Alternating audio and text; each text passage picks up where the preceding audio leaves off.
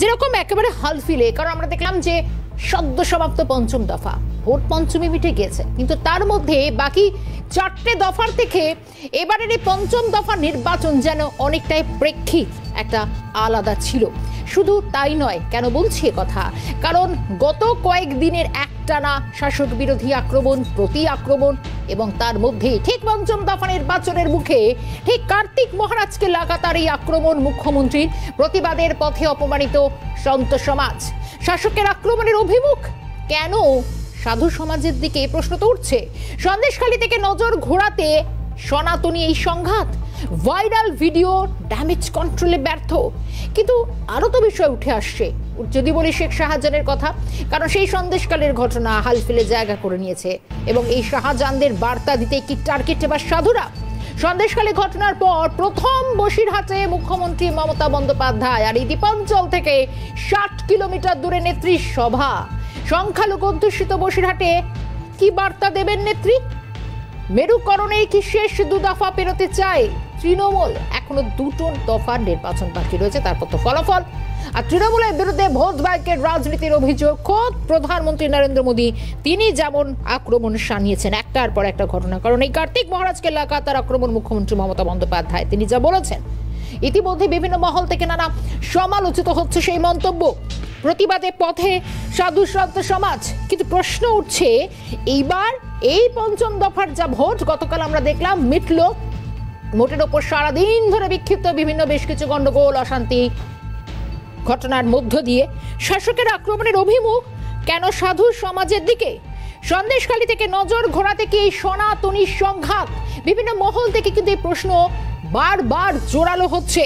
Viral video damage কন্ট্রোলে ব্যর্থ, একাধিক প্রশ্নগুলো কিন্তু ভীষণভাবে যেন প্রাসঙ্গিক হচ্ছে, কারণ ইতিমধ্যে গোটা দেশে নির্বাচন চলছে এবং এ রাজ্যে, এবং আপনাদেরকে শোনানোর চেষ্টা করব, কারণ যে মন্তব্যের কথা অন্তত আমরা বলছি, কারণ এই পঞ্চম দফা নির্বাচনের আগে মুখ্যমন্ত্রী তৃণমূল নেত্রী মমতা বন্দ্যোপাধ্যায় তিনি সাধু সন্তদের নিয়ে বিশেষ করে যে কোণঠাসা আক্রমণ করেছেন, তারপর থেকে সাধু সন্তরা তার রীতিমতো প্রতিবাদের ঝড় উঠছে। শুধু তাই নয়, কার্তিক মহারাজ তিনি নিজে রীতিমতো চ্যালেঞ্জ ছুড়েছেন এবং 48 ঘন্টার সময়ও দিয়েছেন। কি আক্রমণ শানিয়েছিলেন মমতা বন্দ্যোপাধ্যায়, সেদিন কি বলেছিলেন মমতা বন্দ্যোপাধ্যায় গোঘাটের সভা থেকে, আরো একবার দেখাই। সাধু তো সমান হয় না, সব স্বজন সমান হয় না, আমাদের মধ্যেও কি আমরা সবাই সমান না? এই যে বহরমপুরের একজন মহারাজ আছেন, আমি শুনেছি অনেক দিন ধরে, কার্তিক মহারাজ, ভারত সেবা সংঘকে আমি খুব শ্রদ্ধা করতাম। আমার শ্রদ্ধার একটা তালিকায় তারা অনেক দিন ধরে আছে, কিন্তু যে লোকটা বলে আমি তৃণমূল কংগ্রেসকে এজেন্ট বসতে দেবো না, সে লোকটাকে আমি সাধু বলে মনে করি না। তার কারণ তিনি ডাইরেক্ট পলিটিক্স করে দেশটা সর্বনাশ করছেন। আমি আইডেন্টিফাই করেছি কে কে করেছেন। গোঘাটের সভা থেকে তৃণমূল যখন কথা বলছেন, তখন বাঁকুড়ার ওন্দায় কি বলেছিলেন, একই কথা বলেছিলেন মমতা বন্দ্যোপাধ্যায়। দেখুন, আমি বলেছি 2-1 জনের কথা, আমি একটি লোকের নাম করে বলেছিলাম, তার নাম কার্তিক মহারাজ। তিনি আমাদের এজেন্ট বসতে দেয়নি।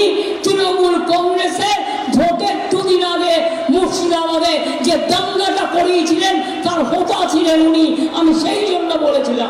এবং বলে যাবো, আগে অধীর করতেন, এখন বিজেপি করেন। মুর্শিদাবাদে মনে রাখবেন যে জায়গাটায় রেজিনগরে ইলেকশনের 2 দিন আগে দাঙ্গা করেছিল, সেইখানটায় ওনার আশ্রম, উনি আশ্রম চালান, আমার কোনো আপত্তি নেই। কিন্তু রিয়েলি আমি যখন জিজ্ঞেস করলাম ওখানে তৃণমূলের এজেন্ট নেই কেন, বললো কার্তিক মহারাজ বলেছে তৃণমূলের এজেন্টকে আমরা বসতে দেবো না। ওখানে কিছু লোককে খেপিয়েছে যারা ছানার ব্যবসায়ী। খবর আমিও রাখি, এলাকায় গিয়ে ধর্মের নামে আপনি বিজেপি করে বেড়ান, কিন্তু বিজেপির চিহ্নটা বুকে লাগিয়ে রেখে করুন, লুকিয়ে লুকিয়ে কেন? আমি তাই বলেছি, আমি যেটা বলি আমি উইদাউট এভিডেন্সে বলি না। আমাদের রাজ্য বাংলা, আর তৃণমূল কংগ্রেসের এজেন্ট বসবে না, আর বসতে দেওয়া হবে না। ভোটের 2 দিন আগে দাঙ্গা করিয়ে দেবে, তাহলে আমরা ছেড়ে দেবো? আপনারা কি মনে করেন দাঙ্গা করলে ছেড়ে দেওয়া উচিত? শুনলেন আপনারা সবটাই। কার্তিক মহারাজকে লাগাতার আক্রমণ মুখ্যমন্ত্রী মমতা বন্দ্যোপাধ্যায়। দুটি সভা থেকে যে বক্তব্য তিনি বলেছেন, কখনো তিনি বলছেন দু একজনের কথা তিনি বলছেন, শুধু তাই নয়, এই যে আক্রমণ, এই আক্রমণ প্রতি আক্রমণ এবং পাল্টা কার্তিক মহারাজের চ্যালেঞ্জ, আমরা সবটাই এই ডিবেটে আলোচনা করবো। যে সন্দেশখালী ঘটনার পর বসিরহাটে প্রথম মুখ্যমন্ত্রী একটি সভা করার কথা রয়েছে, যদিও সন্দেশখালী থেকে প্রায় 60 কিলোমিটার দূরে এই সভা হতে পারে, কিন্তু প্রশ্ন হচ্ছে এই সন্দেশখালী প্রচুর মানুষ যারা অন্তত একাধিকবার বলেছেন, সিএনএর ক্যামেরার সামনে বলেছেন, কোথায় মুখ্যমন্ত্রী?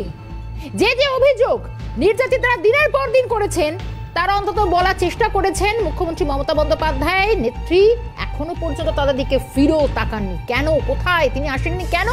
যে যে অভিযোগগুলো উঠেছিল, কিন্তু আজ ইতিমধ্যে সন্দেশখালীতে 60 কিলোমিটার দূরে মুখ্যমন্ত্রী সভা করবে, কিন্তু আজ কি বলছেন? কোথাও সমাজটা কোথাও পরিবর্তন হচ্ছে না তো। আজ চাইছেন মুখ্যমন্ত্রী মমতা বন্দ্যোপাধ্যায়ের এই আশাকে কিভাবে দেখছেন সেখানকার মানুষ, দেখুন তো তারা কি বলছেন। যাবো না, আমার ছেলেকে তুলে নিয়ে গেছে, সেখানে নিয়ে যে অত্যাচার করছে, আবার আমাদের ঘরেতে বউ ঝিরাকে মেরে পিটে সব রেখে গেছে। আমরা কোন সাহসে সেখানে তার মিছিলে যাব? আমরা একটা পথ দেখে দিয়েছি, আমরা সেই যে পথে আগিয়েছি আমরা সেই পথে আগাতে চাই। আমরা এখান থেকে 60 কিলোমিটার বসিরহাট, সন্দেশখালী আসতে আমাদের বেশিক্ষণ লাগে না। তো দিদি আসছে না কেন? আমরা দিদির সঙ্গে কি করেছি? আমাদের এত অত্যাচারিত নারী আজকের আন্দোলন করছি, তা আমাদের পাশে দিদি দাঁড়াচ্ছেন না কেন? একটা পুলিশ প্রশাসন নেই, দিদি নেই। দিদি তো এখানে এসে বলতে পারে যে আমরা কি বিপদে আছি, আমাদের পরিস্থিতিটা কি চলছে। দিদি আসছে না কেন? আমরা দিদিকে দেখতে চাই এখানে সন্দেশখালী। কেন যাব না? দিদিদের তো গুন্ডা বাহিনী অনেক আছে, আমাদের উপরে অত্যাচার করতে পারে। আগে দিদির মিটিং এ আমাদেরকে ডাকতো গুন্ডা বাহিনীরা, এখন গুন্ডা বাহিনীরা আমাদের পাশেই আসছে না, ডাকছেন না। তো আগাগোড়া তৃণমূল করেই আসছি। এখন আমরা মানে এত কিছু হয়ে গেল, দেশের মধ্যে এত কিছু হয়ে যাচ্ছে, দিদি একবার এসে আমাদের দেখলো না বা একবারও আসলো না। না যাব না, এখনো আমাদের তো দেখলো না চোখে যে এত কিছু হচ্ছে। আমি তো যে একবার দেখে আসি সন্দেশখালী, এত কিছু ঘটনা ঘটে গেল, দিদি তো একবার এসে দেখলো না যে কেন আমরা দেখে আসি। আমার কর্মী যারা আছে তাদের কি অবস্থা আমি একবার চোখে দেখে আসি। কেন যাবো? দিদি হচ্ছে কি গুন্ডা বাহিনী রেখে দিচ্ছে চারিদিকে, আমাদের ভয়ে ভয়ে থাকতে হয়। কিসের জন্য যাব? দিদি এতদিন তো ভোট নিয়েছে আমাদের জন্য, তাহলে দিদি এই ভুলটা কেন করছে আমাদের জন্য? যে আমরা এত ভয়ে আছি, চারিদিকে গুন্ডা বাহিনী গেলেই তো মারবে, ধরবে, রেপ করবে, সবকিছু করবে, তাহলে আমরা যাবো কিসের জন্য? তারা খাবে বলে আসেনি, ওই জন্য ভয়েতে, জানতে দিদি ভয় পাবে যে সন্দেশখালীর মেয়েরা ঝেঁটা লাথি নিয়ে ছুটবে, তার জন্য আসেনি। শুনলেন আপনারা এই সন্দেশখালীর মানুষগুলো যখন তারা বলছিলেন যে নেত্রী একবার অন্তত সন্দেশখালীর মাটিতে পা রাখুক, কিন্তু আজ সন্দেশখালী থেকে 60 কিলোমিটার দূরে নেত্রী সভা করবেন, কিন্তু এই মানুষগুলো এখন তারা চাইছেন না, তারা বলছেন আর যাব না। কেন যাবেন না? তা প্রত্যেকটা কারণ তারা নিজের মুখে বলছেন। নিরাপত্তা কোথায়? একের পর এক দিনের পর দিন মার খেতে হচ্ছে, হুমকি মুখে পড়তে হচ্ছে। আজ এই মানুষগুলো কি চাইছেন? তাহলে ভরসা রাখতে পারছে না নেত্রীর প্রতি, তার বার্তার প্রতি, যে বিষয়ের উপর আমাদের নজর রয়েছে। শুধু তাই নয়, বারবার যে প্রশ্নগুলো উঠছে, একদিকে সন্দেশখালী থেকে কোথাও নজর ঘোরাতে সনাতনী সংঘাত নয় তো, বিভিন্ন মহল থেকে প্রশ্ন উঠছে। অন্যদিকে সন্দেশখালীতে প্রায় দ্বীপাঞ্চল থেকে 60 কিলোমিটার দূরে এই সভা রয়েছে নেত্রী। সাধারণ মানুষ এখানে তারা কি চাইছেন, কি চাইছেন না, কেন চাইছেন না, সবটাই শোনালাম আপনাদেরকে। প্রশ্ন হচ্ছে অনিন্দা, শাহজাহানদের বার্তা দিতে কি বারবারই সাধুদের টার্গেট করেছে? কিন্তু আমার একটা প্রশ্ন হচ্ছে যেটা আমি জিজ্ঞেস করেছিলাম যে নেত্রী যান সন্দেশখালীতে, এমনটাই তো তারা চাইছিলেন, কিন্তু সন্দেশখালী ঘটনার এতদিন পর কেন এখন যেতে হচ্ছে? শাহজাহানরা যদি এখনো পর্যন্ত মনে করা হচ্ছে যে যেরকমটা অভিষেক বন্দ্যোপাধ্যায় নিজেই বলেছিলেন যে আর একটু বোধহয় সময় নিলে ভালো হতো, তাহলে কি কোথাও এই শাহজাহানদের বার্তা দিতে কি টার্গেট সাধুরা?